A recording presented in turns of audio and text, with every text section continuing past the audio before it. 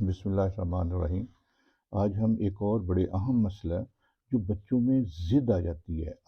ضد، اور وہ ٹیمپر ٹینٹرم جس کو ہم کہتے ہیں،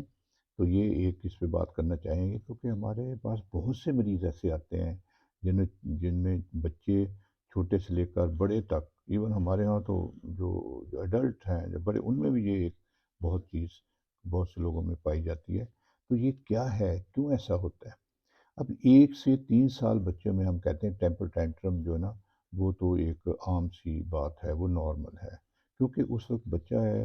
جو وہ اپنی زبان سیکھ رہا ہوتا ہے، اس کی ایموشنل سوشل جو ڈیولپمنٹ ہو رہی ہوتی ہے، اس کو سمجھ نہیں آتا کہ اپنے جذبات، اپنے جو خیالات یا اپنی خواہشات کا اظہار کس طرح کرے۔ تو کئی دفعہ وہ رو کر، ضد کر کے، یا کوئی کر کے ان کا اظہار کرتا ہے۔ تو یہ ایک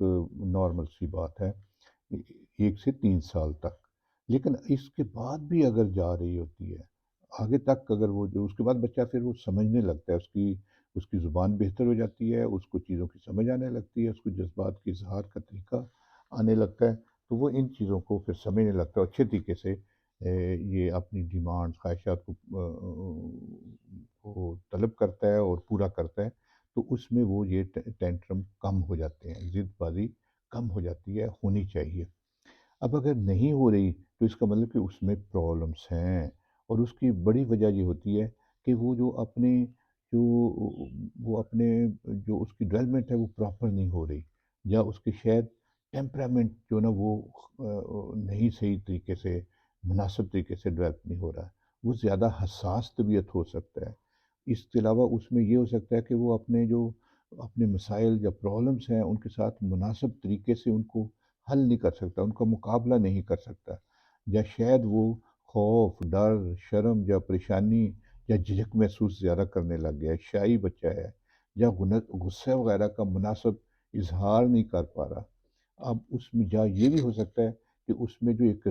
ریگولیشن ہوتی ہے نا، آہستہ آہستہ بچہ سیلف ریگولیٹ کرتا ہے، اس کو پتہ ہے کہ کھانا کس وقت کھانا ہے، واش روم جانا ہے، یا اس نے کپڑے پہننے ہیں، کون سے پہننے ہیں، کہاں، کس وقت کیسی بات کرنی ہے، ماں باپ کے ساتھ، بہن بھائیوں کے ساتھ، اسکول میٹ کے ساتھ۔ تو یہ جو ریگولیشن اس میں آتی، وہ اگر مناسب طریقے سے نہیں ہوتی تو بچوں میں یہ ٹیمپر ٹینٹرم رہتے ہیں۔ اس کے علاوہ پھر پیرنٹس کا جو رویہ بڑا میٹر کرتا ہے۔ ماں باپ بھی ضد بازی کرتے ہیں، ماں باپ بھی جو ان کے بچوں کے ساتھ سختی کرتے ہیں، اور وہ بچہ ضد کرے گا تو ماں باپ بھی ضد کر لیں گے، یہ پہننا نہیں پہننے دینا، یہ کھانا نہیں، یہ کھاؤ جو میں کہہ رہا ہوں، یا یہ کرو۔ یہ ایک بڑا جو بچوں میں پھر ضد بازی زیادہ ہو جاتی ہے۔ تو پیرنٹس کا ایٹیچیوڈ بہت اہم ہے۔ اس طرح جیسے کہتے ہیں نا کہ ماں اس وقت تک دودھ نہیں پلاتی جب تک بچہ روئے گا نہیں، تو یہ ایک ہے بچے کو، جو اگر وہ رونے سے پہلے ہی ماں کو پتہ ہونا چاہیے کہ اب اس کو، ماں سمجھتی ہے بچے کے رمز کو، جس کو کہتے ہیں نا کہ یہ بچے کو یورین کب آیا ہوا ہے، اس نے واش روم کب اس کا ہے، دودھ کا کب ٹائم ہے، وہ گیلا ہو گیا ہوا ہے یا کیا ہے، وہ اس سے رونے سے پہلے ہی، ضد سے پہلے ہی وہ چیزیں کر دیں۔ اسی طرح بڑے بچے جو ہیں ان کو بھی اپنی جو ان کو سمجھنا چاہیے، ان کے ساتھ مواقع دینے چاہیے کہ بھئی وہ کس طرح اپنے آپ کو بہتر کریں، ریگولیٹ کریں۔ تو یہ چند ایک چیزیں جو ضروری ہیں، اگر بچوں میں ضد 3 سال سے آگے بھی جا رہی ہے تو یہ ماں باپ کی زندگی اجیرن ہو جاتی ہے، اور بچے کی شخصیت اور اس کی جو صلاحیت ہیں بہتر ہونے میں رکاوٹ ہو جاتی ہے۔ تو اس کے لیے کیا کرنا چاہیے؟ تو سب سے پہلے تو یہ ہے کہ بچے کو اپنی جو کیفیت اور جذبات سمجھنے میں مدد کریں کہ بھئی اگر تمہیں غصہ کیوں آتا ہے، تمہیں ضد کیوں کرتے ہو، تو یہ بات اس کی خود بھی سمجھیں، اور اس کو بھی سمجھائیں کہ بھی خوشی کا، غم کا کیسے اظہار کرنا ہے، اگر تم تھک جاؤ تو پھر کیا کرنا ہے، بھوک لگے تو کیا کرنا ہے، سکون چاہیے تو کیا ہونا چاہیے۔ یہ نہیں ہے کہ جی اگر اس کو مطلب کہ ضد کے ساتھ ضد نہیں کرنی۔ دوسرا، یہ ماں باپ کو دیکھنا چاہیے بھی ہوتا کیوں ہے۔ کئی دفعہ بچے ہیں جب نیند ان کی پوری نہیں ہوگی، یا نیند نہیں، ان کو سونے کا ماحول اچھا نہیں دیا جائے، دیکھو سارے فیملی بیٹھ کے ٹی وی دیکھ رہی ہے، بچے کو نیند آئی ہوئی ہے تو اس وقت وہ ضد کرے گا۔ اگر ساری فیملی کسی فنکشن میں ہے، بچے کو بھوک لگی ہوئی ہے، اس وقت وہ ضد کرے گا۔ اسی طرح اگر بچہ تھکا ہوا ہے، اس کو آرام کی ضرورت ہے، اور ماں باپ کسی وجہ سے وہ نہیں اس کو نیند کی بیڈ روم میں لے جا رہے، وہ پرابلم کرے گا۔ تو یہ دیکھنا چاہیے کہ جی اس کو جا کہیں تھکاوٹ ہے، بھوک ہے، یا اس کو کوئی خوف ڈر ہے، پھر بھی وہ ایسا کرے گا۔ تو ان وجوہات کو سمجھنا چاہیے ماں باپ کو، اور ان کو دور کرنا چاہیے بچے کو سمجھا کے، اور بچے کے اس چیزوں کو حل کر کے۔ جب بچہ، اب اگر مشکل حالات کو کنٹرول کیسے کریں، یہی بچے کو ضرور سمجھانا ہے۔ اور اگر وہ کنٹرول نہیں کر پاتا تو اس کو سکھائیں کہ مشکل حالات یا مشکل وقت میں کیسے اس کو کنٹرول کرنا ہے اس کی عمر کے لحاظ سے۔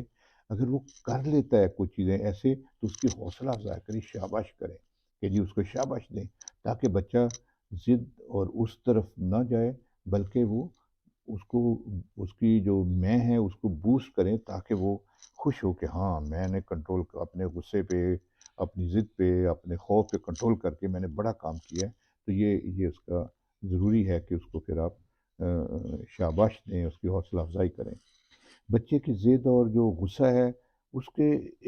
ایموشن کے بارے میں بات کریں اس کے ساتھ، بھی تمہیں غصہ کیوں آ جاتا ہے، تمہیں ضد کیوں ہو جاتی ہے، تو اس کو سمجھائیں، اور اس کا کوئی توڑ نکالیں۔ مطلب دیکھیں بچہ کسی وجہ سے غصے میں آتا ہوگا نا، جیسے آپ ہے کہ جی وہ چیز مانگ رہا ہے کہ جی میں نے تو یہ کھلونا لینا ہے، میں نے تو یہ چیز لینی، یہ کپڑے لینے ہیں عید پر جیسے، تو اگر آپ نہیں لے کے دے سکتے، تو آپ یہ نہ کہیں کہ نہیں نہیں نہیں بس نہیں لینے، میں نے کہہ دیا نہیں۔ اس کو سمجھائیں، دیکھو بیٹے تمہارے جو ہے نا، ہم نے یہ خرچ ہو گیا، یا ہمارے سے ایسے ہو گیا، ہمارے پاس پیسے اتنے نہیں ہیں کہ ہم کر سکیں، ہم مناسب کرتے ہیں، چلو میں اپنے نہیں لیتا، یا لیتی میں آپ کو لے کے دے دیتے ہیں، لیکن مناسب طریقے سے ایسے کرے تو بچہ ضرور سمجھے گا۔ مطلب اس کو جذباتی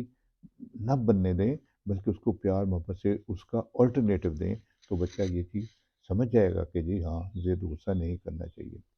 اسی طرح پھر بھی اگر بچے جو جو ان کو مطلب آلٹرنیٹو ضرور دیں، اسی طرح پھر بھی بچے اگر ضد کرتے ہیں تو ان کو کسی اور طرف دھیان لگائیں۔ جیسے مثلا بچہ اگر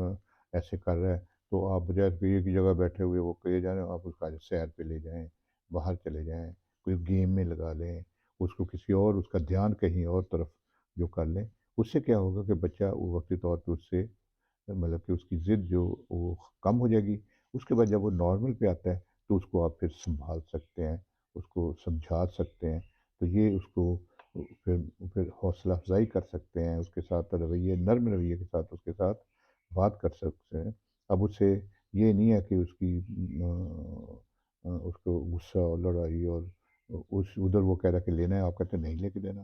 لینا اس میں نہ رہیں، بلکہ اس کو کہیں اور دھیان اس کا کر لیں۔ اس کے ساتھ رویہ، آپ بھی اپنا رویہ اچھا رکھیں، ماں باپ کو چاہیے کہ اپنا رویہ اچھا رکھیں غصے کے ٹائم۔ یہ نہیں کہ پھٹ پڑیں، مار کٹائی، یہ ہوتا ہے کئی لوگ کرتے ہیں، ایسا نہیں ہونا چاہیے۔ اپنے رویے پہ کنٹرول کریں گے، اپنے جو غصے پہ کنٹرول کریں گے، تو بچہ بھی جو وہی چیز سیکھے گا، وہ بھی اپنا غصہ جو نا اس کو کنٹرول کرنا سیکھے گا۔ کئی دفعہ ماں باپ اگر چڑچڑے اور غصہ یا انگزائٹی کا شکار ہوئے، تو بچے میں بھی وہ چیز آگے جاتی ہے۔ تو بچہ ماں باپ سے سیکھتا ہے، تو یہ بہت ضروری ہے کہ جی ماں باپ ایک رول ماڈل کا ادا کریں۔ اس طرح آپ کا رویہ بہت ضروری ہے بچوں کے ساتھ کیسا ہے، ہمیشہ سے پیار محبت اور اعتماد دیں ان کو، اچھے طریقے سے ان سے بات کریں، ان کو ان کی اچھی باتیں، بچے میں بہت ساری اچھی باتیں ہوتی ہیں، بہت سارے نیگیٹو پوائنٹس، اچھی باتوں پہ اس کو شاباش دیں، اس کو انکریج کریں۔ جو منفی باتیں ہیں، جو اس کے ایسے ویک پوائنٹس ہیں، ان پہ خاموش رہیں، چپ رہیں، اور اچھے طریقے سے اس کو سمجھائیں۔ بچوں میں جو اپنے ساتھ ان کو کھیل تفریح، اس سے مواقع ضرور دیں، ورزش ضرور، اگر عمر کے لحاظ سے کھیل دوڑ کام ورزش ان چیزوں پہ لگائیں گے، تو بچے کی ضد جو ہے نا کم سے کم ہو جائے گی۔